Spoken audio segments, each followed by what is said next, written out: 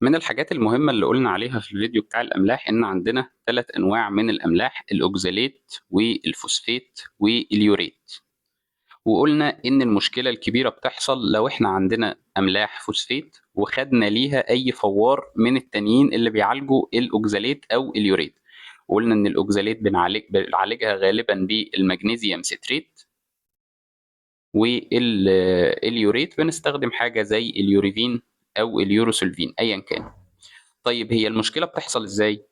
بمنتهى البساطة الأملاح اللي زي الأوكزاليت أو اليوريت الاتنين دول بيتكونوا في حاجة بنقول عليها أسيديك ميديم. تمام، يبقى هما الاتنين بيتكونوا لما البول أصلا بيكون أسيديك.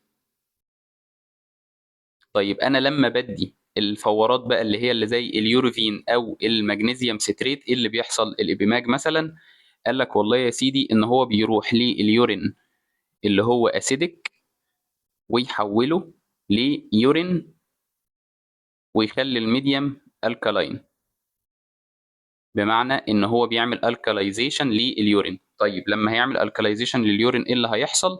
الاملاح بدل ما كانت بتتكون وتترسب، الاوكزاليت او اليوريت، بدل ما كانوا بيتكونوا وبيترسبوا، لا خلاص الوسط بقى الكالاين، فيبدا يحصل ديسولف، يبداوا يخرجوا مع البول بمنتهى السهوله. طيب احنا قلنا المشكله بتحصل في الفوسفات ليه؟ قال لك والله لان بمنتهى البساطه الفوسفات ده بيتكون اصلا في الوسط الالكالاين، يبقى هو اصلا تكوينه بيحتاج الكالاين ميديا. بالتالي لما يبقى شخص عنده املاح فوسفات هو اصلا اليورين عنده بيزك اليورين الكالاين، اليورين بيزك ميديا او الكالاين. فبالتالي لما انا هديله ما انا هديله مثلا فوار زي اليوريفين او المغنيسيوم ستريت، انا هزود المشكله ده، انا هخلي الوسط اكتر يبقى ايه؟ يبقى بيزك ميديم، يعني انا بزود له البي اتش اكتر، برفع له البي اتش. فبالتالي الاملاح بدل ما كانت بتترسب مثلا بسرعه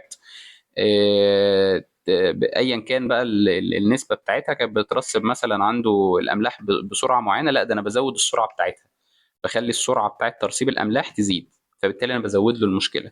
لذلك هنا بنقول ان املاح الفوسفات مهم جدا ان هي تبان في التحليل وتكون واضحه معايا، لان لو هي بنستخدم حاجه تانية خالص زي ايه؟ فيتامين سي. وفيتامين سي دوره هنا ان هو يعمل ايه؟ يعمل اسيديفيكيشن، ان هو يحول اليورين ان هو يبقى اسيدك، فبالتالي يبقى سهل جدا ان انا اطرد الاملاح دي وتطلع مع البول بمنتهى السهوله.